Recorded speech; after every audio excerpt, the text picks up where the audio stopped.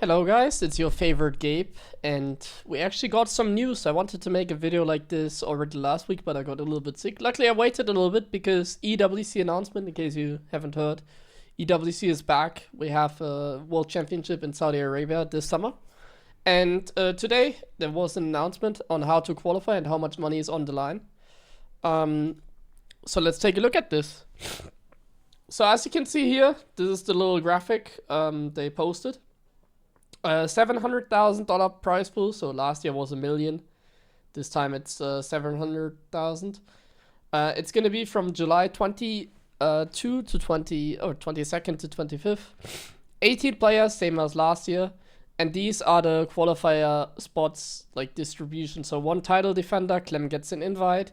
2 from online qualifier Korea, Europe. 1 from America and Asia region. So like Asia is like everything that is in Asia, like Australia as well, without South Korea. 2 from GSL, 4 from DreamHack Dallas. So we do have a DreamHack event offline. We also have details for that. We'll go into that in detail in just a second. 1 from the Bulgarian tournament. Now I'm a little bit salty about that one, because I did not choose to play the qualifier because I have some appointments at the university. So for EWC, like, I also have appointments for university, but obviously that has higher priority. So I can make it to this event no matter what. For this one, I decided to not play. But now they announced that the winner gets a spot. And I'm a little bit salty about that because the qualifiers are now done for this event. And there's no way for me to qualify anymore. And that means I don't even have a chance to get that spot because it wasn't announced beforehand. So that, in my opinion, is a little bit of a scam. Like, not gonna lie, like it could be a big deal, could not be a big deal. I don't know, we'll see. But yeah, like I feel like you can't really announce that this tournament is like a EWC spot when like the qualifiers already happened. You know what I mean? Anyway, so, and then there's 4 spots, the remaining ones that are gonna go through online qualifiers where everybody can play. Great news! I mean, let's talk about it. So great news, obviously, the EWC is back. We have a big tournament to look forward to. For me, it's nice because my team pays me to play in these kind of events. So I'm gonna represent my team Mouse. We are happy to work together. I will try my best, but like, what does it really mean for me? And this is where we have to dive a little bit deeper into the news. So let's first see this old news that EPT is discontinued. I wanted to mention that as well, just briefly. So EPT discontinued. What does it mean? EPT was like the online regionals, the DreamHacks, and ESL Open Cups, and for example, IEM Katowice, $500,000 prize pool tournament last year and the years before. So you can tell this is a lot of tournaments missing. And we can also compare that to the DreamHack that just got announced. But this time, the DreamHack that got announced is a road to EWC tournament. It's no more EPT.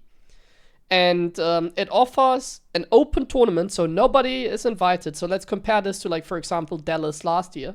So it's an open tournament, nobody's invited, which means every player that wants to play in America has to, like, pay their own trip and food probably as well, that kind of stuff. I don't think the event is going to offer catering to 128 players. So it's basically like you just show up and play. The only thing you don't have to bring is like the computer, but obviously that's also a lot of money like these players are going to have to spend to just compete. My team is going to cover it. So I mean, if you're part of a great team like mine, and a lot of the other guys as well, like Team Liquid, Basilisk or whatever, they're obviously going to pay for their player. So I'm going to be there. I'm going to see that I can get flights, like a flight ASAP, and I'll sign up. Now, let's compare this to last year, because I want to go a little bit deeper into what this really means for me. People always talk about how StarCraft 2 is like kind of dying, and this only has $50,000 tournament prize money, I mean. No invites, so no paid spots. Like before, there used to be online regionals that offered like money. And there's also no invites, which means no one gets like a paid trip, which ESL in the past invited or not invited, but like 16 players qualified through the regionals and they got like paid trip by ESL. They also don't do that anymore. So everybody has to pay their own, and it's only quote unquote $50,000.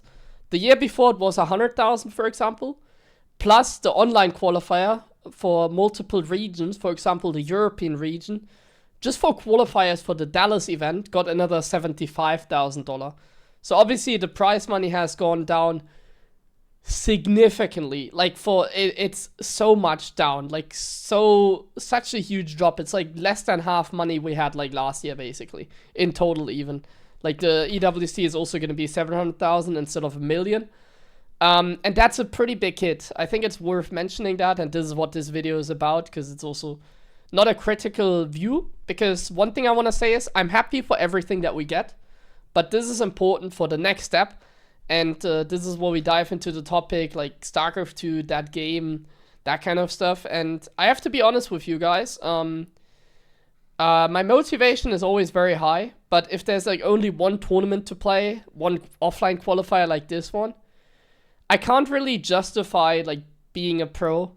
I can't really justify being a pro, getting the news like one month. Like this is DreamHack Dallas is in like 5 weeks. I get this news like 5 weeks before I have to be in America. So in like 5 weeks I have to show up in America already. They announced it like out of nowhere. Like they were super late with the announcement.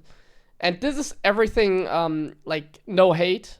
Because like I said, I take everything that I get. Even if this was like a, let's say EWC 500,000, like even less money or whatever. And this one was only a qualifier, no prize money. Like I take everything that I can get. So I really appreciate that. But you have to think like, is this sustainable? Is this something I can do long term? And that's what I'm thinking. So can I be a pro like long term? Can I participate in these tournaments like full time long term? Can I like progress in life, let's say? And the ultimate goal is always to win the world championship. On one hand, I feel like I've tried my best already in the past. Like my ultimate goal is always to win the world championship. And then if I win the world championship, I would retire. That's kind of always my plan. If I win the biggest tournament, I would probably then actually retire afterwards, just to have a little bit of an immortality, let's call it. But that would be like really, because then I would always look back at my career and be like, yeah, I was undefeated. So that's a dream, you know, that's what I'm dreaming of. And that's what I tried like the last, like more than a decade. So that's obviously the dream. Dream is not necessarily realistic. For this season, I would even be happy to qualify for the event.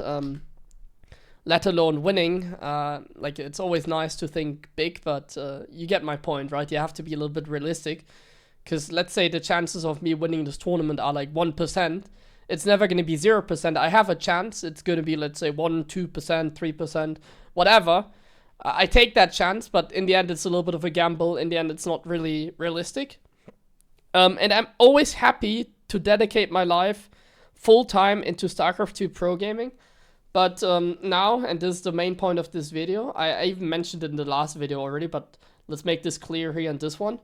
So the main point is, I just can't justify being a pro gamer long-term. No, there's not a retirement announcement. Like, I'm still gonna play. I'm gonna try my best. Nothing is gonna change. The only thing that's really gonna change is how much time I can really justify, like, practicing for these events. And I'm gonna try to spend as much time as I can. But I'm also going to be working on other things that I feel like might be more relevant in the future.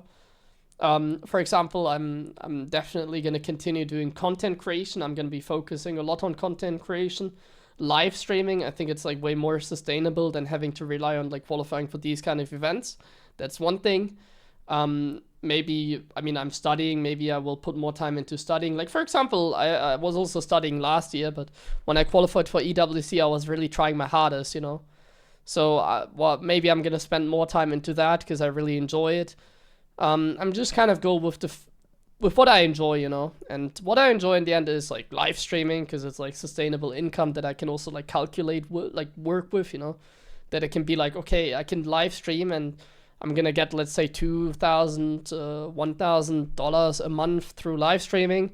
I can work with that, you know. I can't really work with like ESL, and like it's getting smaller and smaller. That's just fact. I can't really work with like ESL's like late announcements, and I can't rely on them just hosting tournaments like this. I can't rely on like qualifying for these events and making a living, because I feel like that's just not really what makes me happy long term. I mean, I've had my chance. I feel like I've already done like all I can, and I'm not done. Like we're not gonna retire. I'm still gonna try my best. I'm gonna spend less time like off stream practicing and that kind of stuff. So I'm not gonna invest like full-time time into it anymore. But yeah, I'm basically, how I like to put it, I'm going to play for the fans, basically. So obviously, it wouldn't make any sense for me to not try. I am gonna try, I'm gonna live stream, I'm gonna try to become a better player. What I'm not gonna do is probably, like, investing, like, full-time, time into it, you know? So I'm not gonna, like, for example, I'm not gonna play a lot of customs off-stream and that kind of stuff, and yeah. I'm just gonna have fun. I'm gonna stream my practice. That's the fun part, I guess. I'm gonna play for the fans. So I know a lot of people want to see me play, so I'm gonna try my best for that. And yeah, we'll see what the future holds for me. Maybe I'm gonna open up a pizza shop. Who knows? I don't know, but I do want to focus on other goals. Like the next step in life, you know, like being a StarCraft 2 pro gamer full time. Like I said, it's only sustainable when you're as good as like Clem. One thing that's the last point I wanted to make. Competition is not easier. I feel like now the competition is harder than it was ever before.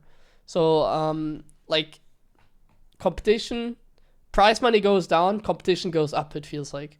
So that's another thing. Like, it feels like I'm struggling more now than like a couple years ago. Though I think I was already struggling last year, but last year was one of my best years. So I don't know if that's totally true, but what I want to say is, like, my practice, it feels very difficult. I don't feel like in shape. I feel like many players are in shape, while I'm just struggling a little bit. I also felt, like I said, last year like that, but I still managed to perform very well. Yeah, so I really don't know what the...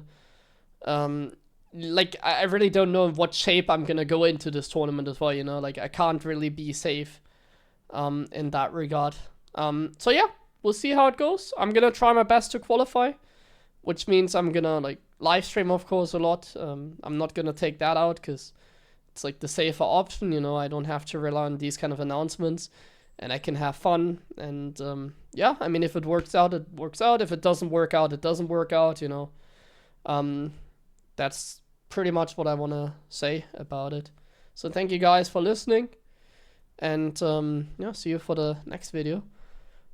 Whatever type of video it's going to be. We'll see. Bye bye.